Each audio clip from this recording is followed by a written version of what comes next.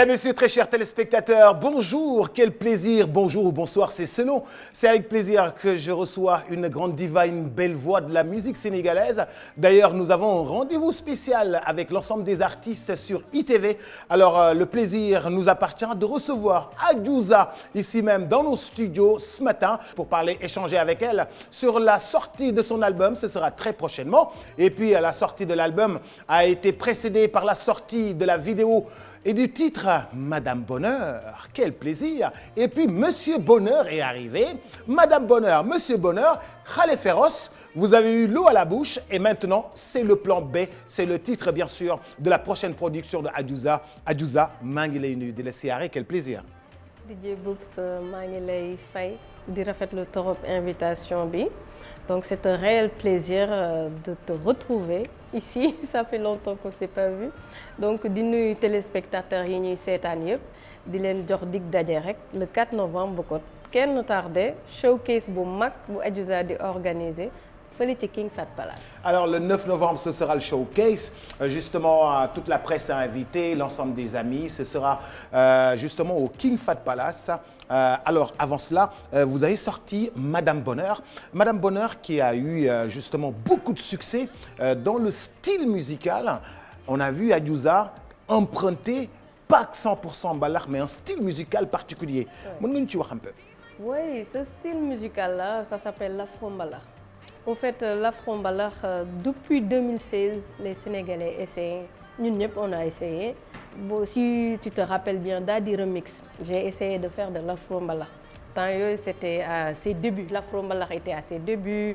Voilà. Et après, au fil des années, les jeunes ont développé l'afro-mbalax. Ça s'est bien développé. Donc moo waral nag je suis à l'aise dans ce style-là parce que bokk naa quand même ci ñi nga xam ne ñoo njëkk am fitu lancé wu ci style boobu. Temps yi nga xamee ne boo defuloon itu mbalax boo tëgguloon mbalax doo am it temps yooyu bi ñuy débuté, mais bokk naa ci artistes yi nga xam ne ñoo njëkk am courage essayer d'autres styles, essayer de mélanger le mbalax à de l'afro, musique électronique ba mu jox ñu afro mbalax. Il y avait Dadi Remix, après il y a eu Malo Nop, il y a eu Bus Bi, ñoom ñëpp c'est dans le même style afro mbalax. Madame Bonheur, on est toujours dans le même style de l'afro mbalax. Donc Madame Bonheur, c'est un single de l'album Plan B.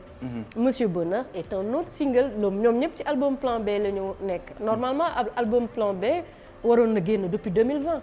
Ouais. Depuis 2020. Qu'est-ce qui s'est passé? Voilà, après il y a eu beaucoup de... Dans ma vie privée, il y a eu beaucoup de difficultés et tout, donc j'ai pas pu sortir tout l'album.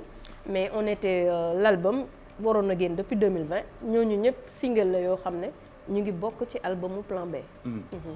Alors le style, vous êtes à l'aise avec la guitare on dirait et la voix. Vous êtes à l'aise un peu guitare, voix. Ça c'est jàng musique moo la koy may. Loolu c'est parce qu'on a commencé par ça en quelque sorte. Man sama formation musique, j'ai commencé par ça avec mon frère. J'étais plus dans le jazz quoi, afro-world, jazz fa laa doon gën a nekk soul, loolu laa commencé. Donc c'est normal quand j'ai ma guitare je chante, je suis très à l'aise. Piano voix aussi, je suis plus à l'aise même dans piano ce voix? Style oui que le mbalax par exemple. Je suis très à l'aise dans le piano voix. Moo tax tout ce qui est afro aussi, je suis très à l'aise quand je le défends sur scène. Je suis mieux même que si c'est du mbalax, on orchestre 10 personnes sur scène. Je suis plus à l'aise en afro et en acoustique, en haute, parce que il fallait commencer jàng musique. J'ai commencé par ça. Alors, en piano aussi, vous êtes à l'aise? Oui, piano-voix, c'est mon truc aussi. C'est mon fort. Même. Vous jouez? Oui. Tu joues? Oui, c'est mon fort. Piano-voix et voix. Mais à Adiouza, on t'a jamais vu sous ce registre, toute seule, dans un spectacle, oui? Oui, je l'ai jamais, parce que je suis une perfectionniste. Dama bëggul di piano moo tax, je suis une perfectionniste, mais toutes ces compositions là je me mets au piano au studio et je les bosse. J'allume l'ordinateur, dugg samay logiciel ñoom Logic ak yooyu yëpp et je commence. Après je donne au beatmaker ñoom ñu améliorer ko. Je suis perfectionniste moo tax je veux pas du tout di jouer sur scène di def ay piano façon sama côté perfection moo tax je veux pas le faire, mais je sais jouer du piano. Ok. Alors si tu as quelqu'un par exemple le grand frère qui joue du piano, vous répétez ça, vous pouvez nous faire 5 titres d'anthologie, piano-voix d'anthologie. Mais on le prépare, ça c'est pour 2024, il y a un autre projet sur ça, Inch'Allah, il y a un autre projet. Mais pour l'instant, on est dans le projet Plan B, l'album national d'ailleurs, qui est un album national. On vise vraiment que le Sénégal pour 2023. Mais après 2024, il y a d'autres projets. Il y a d'autres projets yoo xam ne ñu ngi koy préparer. Inch'Allah. Si on rentre dans le texte de Madame Bonheur, dans l'écriture, Madame Bonheur est quelqu'un qui apporte de la joie, qui est positive, vraiment, oui. qui est positive. Fépp foo xam ni dafa dem rek fépp foo xam ni maanaam daal su ayee daal maanaam kër gi day wàcc. Kër gi day wàcc, c'est ça? Oui, c'est ça en fait. Day wàccee kër gi dafa mokk pooj. Madame Bonheur, c'est ça. Concurrence là entre deux femmes. La première dame qui dit, tu vois, man maa fi nekkoon balaa dara maa jik sama jëkkër. Deuxième dame di ko tendance moom it naan ko waaye man lañ nopp maay deuxième dame man lañu nopp quoi. Laajteel kan mooy Madame Bonheur et les deux. Première dame et deuxième dame ku nekk naan laajteel kan mooy Madame Bonheur man maay Madame Bonheur. C'est ça une concurrence là mais saine, positive, sans rancune entre première épouse et deuxième épouse. Voilà. On va regarder ça Oui. avant de revenir sur le plateau. Madame Bonheur, qui est un chef-d'œuvre, qui est véritablement un chef-d'œuvre que nous aimons et puis qui a fait vraiment le tour du monde. J'ai entendu Claudie Siard se régaler sur Radio France Internationale à travers ce titre parce qu'en fait les notes de guitare au début c'est mortel. On va regarder et puis rendez-vous sur le plateau dans quelques instants. Regardez. Laajal mon cœur ku koy bonheur justement indi beaucoup de bonheur ci biir kër gi mais tendance bi dafa fort tamit de. waaw tendance bi fort na ñoom ñaar entre ñoom ñaar. C'est devenu compliqué mais il faut pas que ça partage la maison là. Ça partage la maison et puis ça donne des clashs. Ça donne des clashs tendance vraie tendance quoi. Ku ne di tendance sa morom. Laajal mon cœur man maay Madame Bonheur. Mon cœur c'est leur mari. Bah léegi moi Monsieur Bonheur. Monsieur Bonheur. Monsieur Bonheur, est-ce que c'est lui, c'est le mari toujours? Ou c'est pas Monsieur Bonheur. Waaw. Non, Monsieur Bonheur, c'est que les gens m'ont trop fatigué. Mais s'il y a Madame Bonheur, il y aura Monsieur Bonheur, il y aura Monsieur Bonheur. Mais c'est qui Monsieur les Bonheur? gens m'ont trop fatigué. Ouais, ils t'ont trop fatigué, mais on a besoin de savoir c'est qui Monsieur Bonheur, qui donne vraiment de la joie, qui apporte un plus dans la vie. Monsieur Bonheur, c'est le Djubo de l'année quoi. C'est le Djubo de l'année. Le Djubo de l'année, voilà, c'est une femme qui s'est longtemps disputée avec son homme et qui lui demande maintenant pardon xuloo bi doy na léegi ñëwal ñu def la paix. Ça fait longtemps qu'on se dispute, qu'on s'est disputé dans la maison. su ma toggee doo lekk waaw on se voit plus. Maintenant il est temps qu'il y ait réconciliation. Donc Monsieur Bonheur, ça parle plus de réconciliation. Voilà. Mais xuloo bi dañuy wax ni xuloo day am mais juboo bee dàq. Juboo moo dàq. T'as senti que juboo bee dàq dans ce titre. Juboo moo dàq. xuloo bi kii nii mais juboo bi moo dàq. Juboo moo dàq. juboo bi c'est la femme qui fait les premiers pas. Exact. Femme day jigéen day oyof. Jigéen day oyof. Jigéen day oyof. def premier pas ñëw expliquer. Exact. baalu. Exact. bu baaloo defar ànd bi. affaire yooyu noonu defar ay salañ bien sûr après ça passe. Mais loolu je pense que le lendemain le monsieur doit aller acheter un bijou quand même. Ah bien sûr le monsieur doit être galant quand même. waaw bu ñu ko baaloo noonu. affaire bi kii nii après dafa war a dem jënd benn bijou. xam nga ñu bëri dañuy wax jigéen dafa war a jonge mais góor aussi dafa war a jonge. jonge bi du jigéen kese. Le mari doit acheter aussi voilà un cadeau pour la femme après forcément. jënd benn cadeau ñëw kër gi gën a neex. kër gi gën a neex rek. Est-ce que les hommes au Sénégal vous sentez qu'ils sont si jonge? Non, ils sont pas trop jonge. ñoom ñu ngi toujours dans le seen conservateur la ay conservateur la ñu man je dirais l'homme sénégalais conservateur la en quelque sorte donc ils sont plus dans le maay góor ci kër gi c'est moi man maay kilifa bi c'est moi le chef et tout donc voilà donc jigéen ñi war a def tous les pas du monde dans les couples dans les mariages c'est la femme qui doit faire les premiers pas. Même bu ñu ko tooñee moom moo war a ñëw baalu et tout li ñuy wax le fameux muñ jigéen day muñ da ngay muñ ba xëy dee donc c'est les conséquences en quelque sorte de notre culture sénégalaise. Comment faire pour que góoru Sénégal yi xaw a changer tuuti jonge trop ñoom di wàcc ba ci suuf di toppatoo am na sax way bu naan wàcc leen ci suuf. waaw wàccal ci suuf. waaw wàcc ñu mën a wàcc ba ci suuf. tolloog madame jàppale ko gunge ko jox ko ay cadeaux. mais loolu état d'esprit la par contre. Par contre voilà boo gisee les hommes qui sont de la diaspora les Sénégalais même les Sénégalais qui sont de la diaspora et tout dañu open mind peut-être parce que rencontre yi ñuy def foofu moo tax mais ñi des Sénégal nekk ci conservatisme boobu dafa metti au fait. Les hommes mënoo leen génnee seen ci terrain boobu. Ils sont dans ce terrain. Donc foofu da nga leen di mën a accepter noonu wala nga def neneen daal. Ils sont dans leur terrain dans leur zone de confort donc yow jigéen gi daal yaa leen di fekk si je ne crois pas que ce sera facile de les sortir de là. À moins que je compose un son hyper tendance pour les hommes. Et pour leur dire monsieur, monsieur descendez de votre piédestal. C'est clair, c'est clair. Vraiment ñëw leen ci biir kër gi wàcc léeg-léeg nga jël tànku madame bës ko tuuti mënul yor doom jàpp doom yi di teg añ di teg reer di bale mënul def lépp aider un peu vos femmes dans les foyers. nañ ci jàpp na si góor ñi jàpp. nañ ci jàpp rek pour couple bi dox vraiment mu am stabilité. foog góor ñi jàpp ci. waaw jigéen ñi franchement la femme sénégalaise ñëpp xam nañ ne jàmbaar la ci sëy quand même. Ça il faut le reconnaître si tu compares la femme sénégalaise aux autres femmes des autres cultures di nga xam ne vraiment am nañu ay sëykat.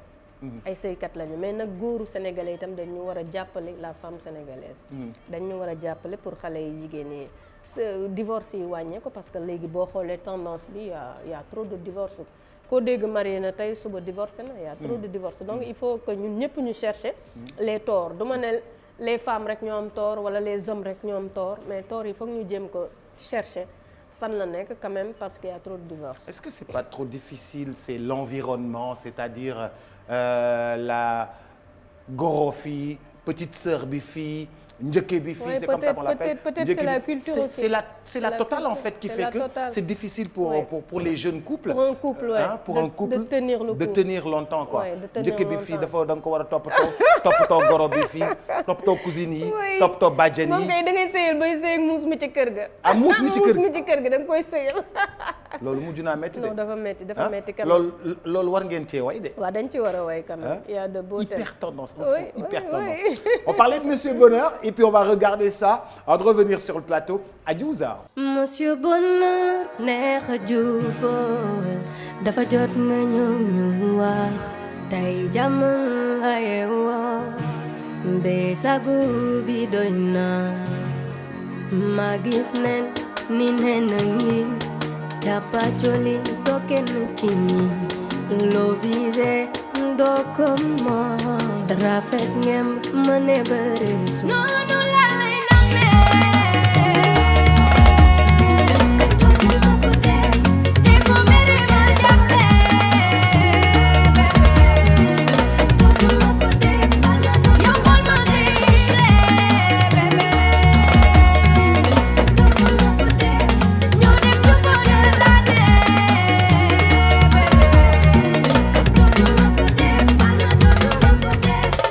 dama pare jubóog yow ba foofu ñuy woowee wu yaay xamante nañ du am coow jëlu am foogo foogewul sukkur bi ci banaana pare nooy ni xaal mant bi ne ci naana ak yeneen yi lay xaar mais bi doy na exceptionnel dans la conception mais aussi les voix. On a senti une très grande différence ci ni nga posé voix yi. ñuy jékki-jékki am benn octave bu mag boo xam ne day dem benn octave et puis après ça revient vraiment ça devient au calme linéaire et puis on entend les instruments. Ça c'est un travail de studio que vous avez réalisé avec qui? Avec un grand musicien qui s'appelle Izo on the Beat, qui est un Gabonais, qui était dans le groupe de DJ Awadi d'ailleurs. Donc c'est un très grand musicien, c'est lui qui a fait Bus B aussi. Plan B aussi, dans l'album, il a d'autres sons aussi qu'il a réalisés, mais c'est un excellent musicien, quoi.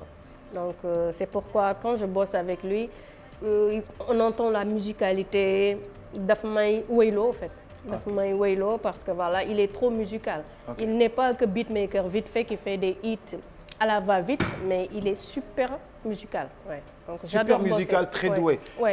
Et c'est d'où on sent que la musique elle est linéaire dans un instant, mais à un instant ça atteint le sommet pour redescendre sur de par l'avant. Exemple, musique rek tension et détente rek. Dans la musique il y a Les Ouais, mais moments là, de c'est tension. bien ressenti. Oui, moments de tension et on détente. ressent la différence. Et tous ceux qui chantonnent essayent de t'accompagner en disant non, non, là. Oui, bien sûr.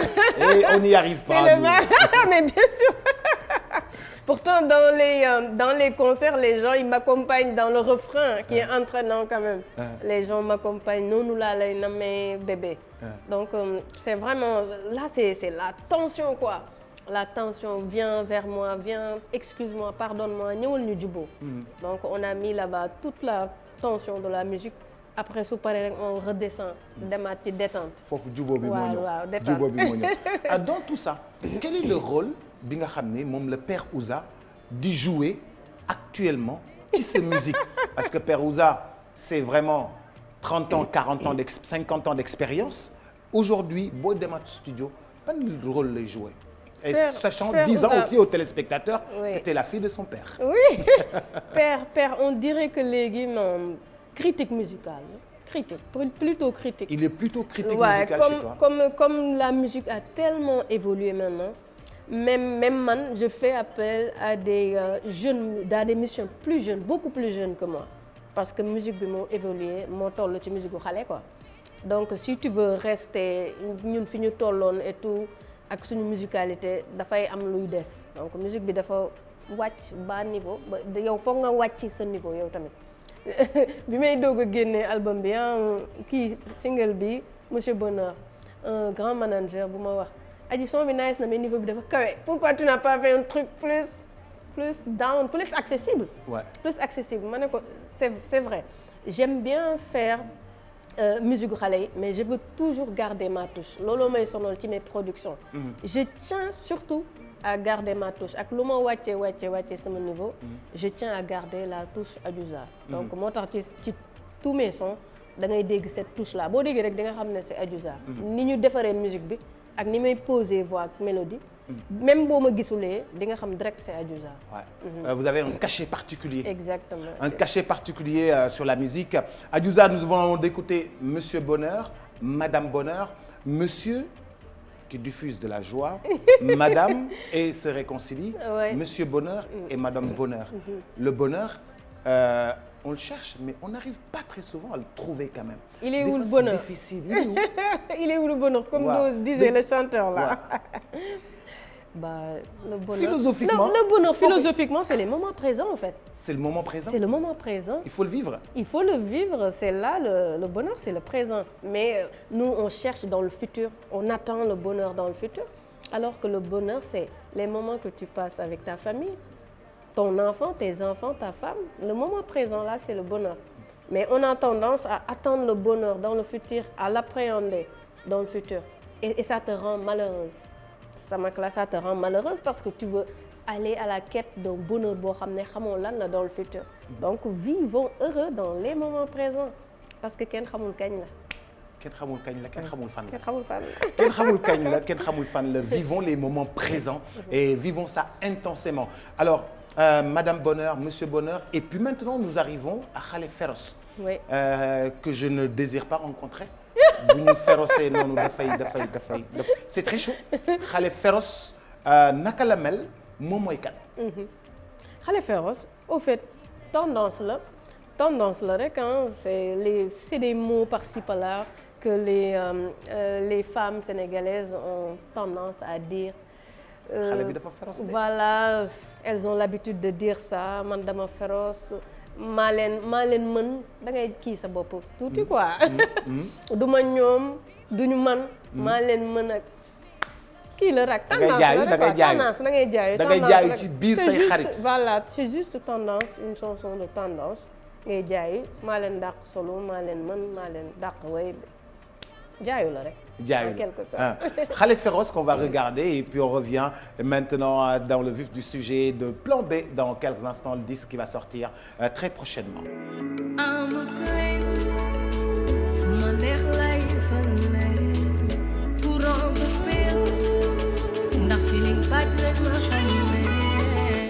Xale da ngay féroce boo tolloo si temps man ku ma mës a bokkal poste teg la ci banc wax ji du bari man fi ku fi weet xam ne ndaanaan ñu na xale day solu di xëy ñu neex teg si di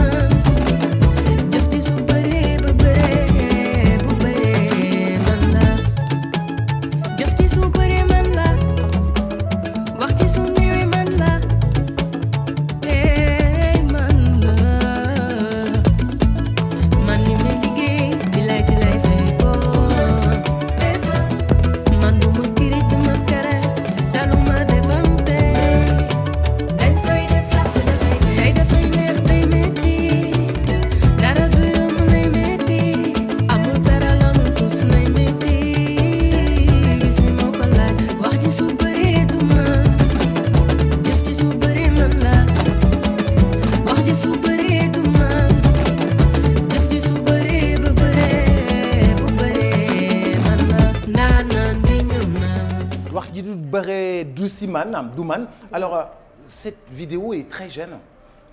Très jeune dans l'habillement, dans la musique, dans l'accompagnement à côté d'Adiouza. C'est un choix. Oui.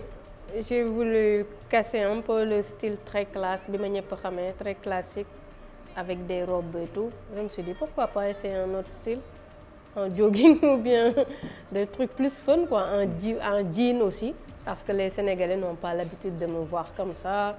Un peu fun, je suis tout le temps bien classique et tout, c'est mon style. Donc je me suis demandé pourquoi pas ne pas casser dans ce clip-là, qui est d'ailleurs mbalax, qui est complètement mbalax à la différence des autres sons de l'album qui sont afro-mbalax, quoi. Alors, vous revenez un peu à vos amours, et parce que vous avez un message à délivrer, parce que la connotation wax bi waxu femme sénégalaise la, moo tax musique bi mbalax. waaw musique bi mbalax la mu topp comme waxu femme sénégalaise la musique bi tam ñu def ko mbalax. D'ailleurs, je remercie le beatmaker qui l'a fait, The Best d'ailleurs. The Best moo ko defar, donc je profite de l'occasion pour le remercier. Moom moo ma proposé son bi ci biir album bi. Comme j'avais pas de titre mbalax, dans l'album on a regardé, il y a beaucoup d'afro mbalax et il y avait pas de mbalax, il m'a proposé un titre. Donc j'ai adoré le titre, je l'ai défendu. C'est assez magnifique. Ça donne une autre image de vous, une autre image de Adiouza. Am beneen élan boo xam ni c'est un public, c'est un recrutement de public jeune. Oui. Et dans l'album aussi, il y a d'autres sons yoo xam ne c'est beaucoup plus jeune et fun. Ça sera fun, les clips aussi vont suivre. Ouais. Alors on va parler de Plan B. Plan B, le nom de l'album. Exact. Ça fait tilt. Plan B. Ouais. Pourquoi placer Plan B? C'est exactement Plan B. Pourquoi? Plan B, au fait, c'est un truc simple. Bi ma annoncé Plan B, il y a eu beaucoup de confusion, il y a eu beaucoup de commentaires sur mes réseaux sociaux. Oui. Tout le monde, chacun y allait de son propre interprétation. Voilà, ku nekk di interpréter comme il a envie. Mais Plan B, c'est juste une maîtresse. Ah, okay. Le titre, c'est juste ça, une maîtresse. Et en tant que femme, faut pas accepter d'être le plan B d'un homme. C'est-à-dire un homme qui t'a là sous le coude, utiliser-le, après bàyyi la fi dem takk keneen nekk ci leneen. Il faut pas accepter d'être le plan B de qui que ce soit. Donc c'est juste ça le message. Dama koy leeral fii. Comme ça ñu xam ne ñu ngi toujours dans les chansons d'amour. C'est bien ñu leeral ko. Ñu ngi toujours dans les sons d'amour. Plan B, c'est juste faut pas accepter d'être le plan B d'un homme. La maîtresse. Mais c'est vice-versa. Ah bon? Par rapport chez les femmes aussi? Chez les femmes aussi. Nga yaakaar les femmes sont aussi cyniques comme ça quoi, que les hommes. Les hommes ne sont pas aussi. Di def ay góor plan B. Mais femmes yi tam dañuy def plan B. Ah bon? Am seen plan B. Da ngay jékki-jékki di waaj a takk benn femme jékki-jékki ñu ne la waaj a takk na ko dafa femme bi dafa amoon plan B. Non du question de plan B, jigéen à chaque fois day xool kan moo gën a pare garab bu ko sut lay xool à chaque fois. Donc du question de est-ce que plan B lañ koy woowee noonu par ci beneen sens bi. La femme day chercher toujours un homme qui le protège. Un homme boo xam ne da koy sut mën ko may kër. C'est juste ça, mais du question de dafa am plan B dik la ba pare dik la day marié ak yow après mu am plan B, mais elle se sécurise. Damay défendre les femmes là, je défends les femmes. Mais les hommes aussi se sécurisent. Les hommes aussi se sécurisent. N'importe quoi, les hommes aussi se sécurisent. Avec des maîtresses. Ah, on ne sait jamais. Vous aussi avec un autre amant de l'autre côté, on ne sait jamais. Non, les hommes dañuy am lépp seen kër, dañuy am lépp une première dame qui assure grave. Ñu nekk ci maîtresse yi di financer des financements yoo xam ne baay mooy loolu. Ba pare je bàyyi vais pas développer négliger première dame bi ci kër gi. Donc on va sur les réseaux, fais un tour. Tu vas voir les femmes en anneau tout le temps. Mon mari m'a fait ceci, mon mari m'a fait. Donc monsieur gis un homme qui on m'a fait ceci, on m'a fait cela. Mais nous on nous a pas demandé notre avis. Si jamais on nous demande notre avis, si on dévoile tout, c'est que les femmes duñu may dara. Ah bon? Waaw. Baax na bàyyil ba plan bay génn di nga dégg luñ ci wax. Di nga dégg luñ ci wax. Alors c'est un album de combien de titres Plan B? C'est un album de 12 titres. Un album de 12 titres. Ouais, 12 titres. Alors ma question c'est qu'en fait personne actuellement defatul album que des singles. Est-ce que c'est un risque pour toi de dire que je vais faire un album et puis après c'est un projet, un album et puis après qu'est-ce qui suit? Est-ce que c'est une tournée nationale qui va suivre? C'est une tournée internationale qui va suivre? Je vais faire des concerts? Je vais faire une soirée de gala? Qu'est-ce qui va suivre? C'est vrai que les artistes actuellement ont souvent tendance à privilégier les singles. Je leur donne un peu raison parce que l'investissement ci single c'est moins lourd déjà que ci album. Un single peut te coûter à peu près 8 millions à 5 à 8 millions tandis qu'un album yaa ngi ci ay 20 et quelques millions. Donc investir sur un single mu rapporter la en retour beaucoup d'argent c'est plus bénéfique. C'est plus bénéfique qu'investir sur un album. Mais l'album quand même c'est un prétexte pour pouvoir faire des tournées, pour pouvoir aller dans la presse internationale, présenter l'album. C'est un prétexte au fait actuellement. Mais même qu'il a single, même niveau là, il y a pas de différence. Est-ce que les gens vraiment la musique, on prenait le temps d'écouter tout. Aujourd'hui, les gens, ils n'achètent pas l'album. Non, ils n'achètent pas, oui. Ils n'achètent pas l'album, d'accord. Comment tu vas faire pour diffuser tout cela, divulguer tout cela? Ah bah maintenant le monde est moderne. Le monde, ouais. Il y a digital. les plateformes, là, c'est sur le plan digital. On compte beaucoup. Actuellement, je mise beaucoup sur le stream. Sur le streaming. Sur le streaming, voilà. Donc on est en train de bosser avec les gars du streaming ou à Believe et tout pour trouver des stratégies pour vendre là-bas. Comme on sait que la diaspora, ñoom dañuy utiliser bu baax sax plateforme de téléchargement et d'écoute de musique en ligne. Donc on mise surtout sur ça, on mise aussi sur YouTube. YouTube aussi, il paye bien, donc on mise sur tout ça. Mais aussi il y aura des ventes en physique. yoo xam ne dañ koy jaay à mon niveau. Au Sénégal quoi. Pour bëgg ñu livrer l'album. Après on va communiquer sur tout ça. Après il y aura des tournées aussi. Il y aura des showcases un peu partout. Actuellement c'est le projet. Bu ñu defee showcase bi fii. Après war nañ dem ay Côte d'Ivoire, Montréal, Europe, en Europe aussi. Pour def yeneen showcase Belgique, Paris ak yëpp def ay showcase. Est-ce que dans la stratégie, vous vous êtes rapproché par exemple des municipalités? On dit à tel, je donne un exemple, à la municipalité de Rufisque, on fait quelque chose dans le jardin public de Rufisque financé par la municipalité, dans telle municipalité, parce qu'en fait c'est culturel et vous devez être accompagné et qu'actuellement c'est trop dur, c'est serré, c'est difficile pour les artistes. C'est pas dur de s'autofinancer même. L'autofinancement en musique, il est devenu catastrophique. Moi, d'ailleurs, tu vois, il y a beaucoup de singles. C'est plus facile et c'est plus simple. Tu sors un single, nga xaaraat beneen 3 mois, tu sors, après tu sors, jéem a promouvoir à travers TikTok, YouTube, sur les réseaux, et puis ça passe, nga def quelques playbacks, tu récupères. C'est plus profitable que de sortir un album. Mais actuellement, on a mis en place une stratégie boo xam ne dinañ mën a récupérer le fonds investi, retour sur investissement, Inch'Allah, avec les showcases yi ñu bëgg organiser à travers le monde. On va regarder le teaser de Plan B. Ok. Là, allez, le teaser de Plan B à la régie, Mass et ses équipes.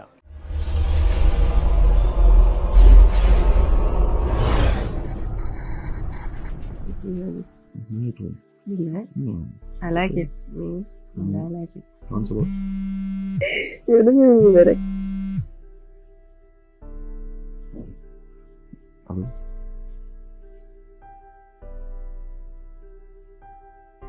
Okay.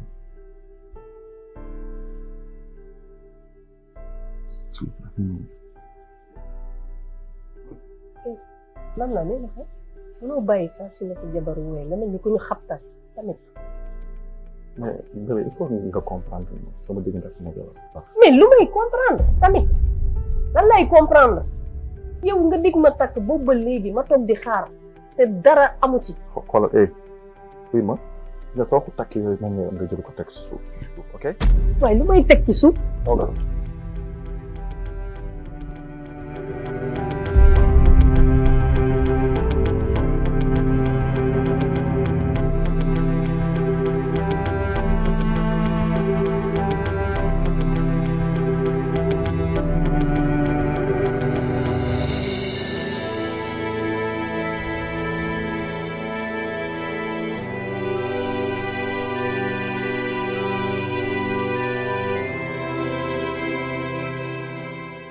Plan B, c'est le titre de l'album qui sortira très bientôt. Et puis, vous avez un showcase au King Fahd Palace. Expliquez-nous dans les détails comment est-ce que ça va se passer. Voilà, le 3 novembre. Album bi day génn ci plateforme yëpp. Et le 4 novembre, Inch'Allah, il y aura toute la presse et toutes les chaînes sont invitées. Et il y aura des autorités aussi, des ministres aussi, une ko parrainée. Donc ñëpp dañuy ñëw, on va présenter quelques sons rek laa jël en spectacle. On va présenter l'album. Et puis il y aura un cocktail. Après voilà, c'est comme ça, je vais vendre l'album aux autorités qui sont là. Voilà, ku nekk nga jëndee ko prix bi nga ma ko yéenee rek jëndee. Mi ngi ko yéenee rek Voilà. jëndee. Adiouza, on vous connaît par le spectacle et la danse. Vous avez beaucoup dansé à vos débuts. Vous avez fait beaucoup de chorégraphie. Oui, exact. Énormément de chorégraphie. Exact. Est-ce que on peut retrouver Adiouza qui prend le temps de répéter la musique, prendre le temps de répéter la danse, le spectacle? Parce que moi, pour vous avoir vu et puis dès le début, danser avec autant de danseuses ensemble, bien répétées, ça je ne le vois plus. Oui, oui, c'est vrai. C'est vrai que léegi, c'est le truc de maintenant, voilà, je suis une grande dame. C'est le côté diva qui fait un peu j'ai plus envie, voilà, de danser sur scène. C'est ce côté-là en fait. C'est juste une question, danser, voilà, tu ne danses question pas, tu de fais choix, danser. voilà, question de choix. Maintenant, je veux qu'on m'écoute. Je veux plus qu'on regarde Adiouza physiquement ou bien qu'on vienne regarder mes pas de danse. Je veux qu'on m'écoute chanter maintenant. Donc je suis plus dans cette philosophie-là, c'est la maturité. Dans cet album-là aussi, il y a beaucoup de maturité. C'est la femme au foyer qui parle aux Sénégalais dans l'album Plan B. Okay.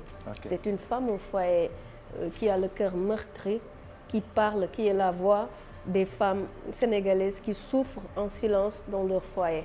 Donc dans cet album-là, j'ai beaucoup chanté les souffrances de la femme au foyer, de la femme au foyer, quoi, la femme sénégalaise. Alors, il sera question justement de beaucoup de débats dans les réseaux. Il faudra qu'on parle autant de l'album parce que il est question de la femme, de ses souffrances dans son foyer. Il est beaucoup question de sëy, nu mu metti. Il est beaucoup question de divorce, nu mu bare. C'est des thèmes abordés. C'est un album de société en fait. Oui, c'est un album de société. De la femme piétinée dans son foyer, de la femme qui n'est pas respectée dans son foyer. Donc, je suis en quelque sorte la voix des femmes mariées, de la voix des femmes mariées dans ce nouvel opus. Ouais. Donc, c'est une Adiouza, une autre Adiouza. Ouais. Parce qu'à mes débuts, je chantais des chansons d'amour où il y avait Madou Sarr, Bayima, Dimbalima, c'était juvénile et Nobel, Koulon Nobel Ba. Nuñ koy waxatee sax voilà keneen jël ma et tout. C'était des trucs de jeunes filles quoi. C'était des mots de jeunes filles. Mais maintenant je suis dans la maturité, dans la femme qui souffre au foyer et je parle aux femmes de mon âge aussi, aux femmes de mon âge ñi nga xam ne ñu ngi seeni foyer et ñu ngi subir des violences verbales, des violences physiques. Donc je m'adresse surtout à cette tranche d'âge-là, de femmes matures. Passons à l'actualité avant justement de vous quitter, Adiouza. Alors, l'actualité, c'est Octobre Rose.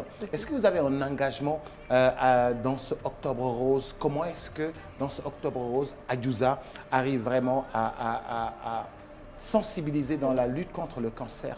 D'ailleurs, yaa ngi wax cancer. Tu me rappelles ma jaale famille Seck ak Bougane Dany Momi.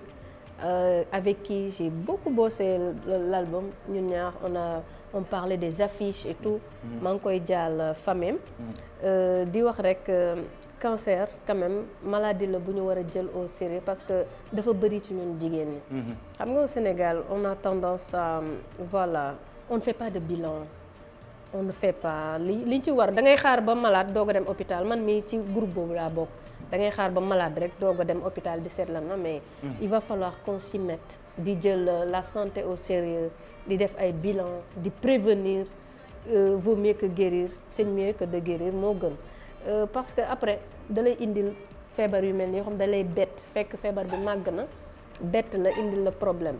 moo tax affaire cancer bi man voilà ñuy dem dépister wu ji à temps pourquoi pas au lieu d'attendre toog di xaar di sox ak ay feebar. di sox ak ay métit la femme quand même elle est fragile donc il faut vraiment ñuy dem di diagnostiquer wu à temps dans les hôpitaux. C'est important. Est-ce que Adiouza a d'autres engagements? Un engagement social. Vous aviez une association d'entraide. Comment ça continue, comment ça évolue?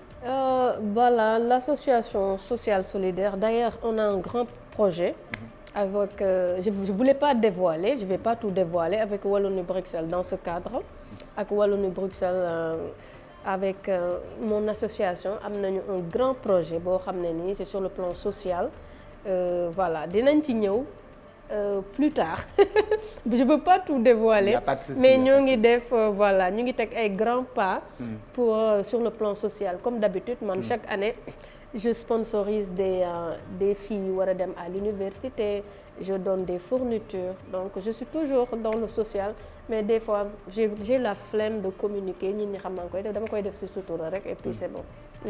Merci beaucoup. Rendez-vous le 3.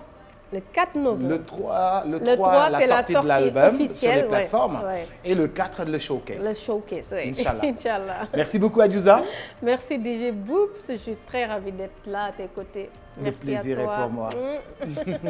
Mesdames, Messieurs, très chers téléspectateurs, rendez-vous la semaine prochaine avec une autre grande star de la musique sénégalaise. Tenez-vous bien. Je vous aime, je vous respecte. D'ici là, mangez beaucoup de bananes, ça vous fera du bien. Ciao.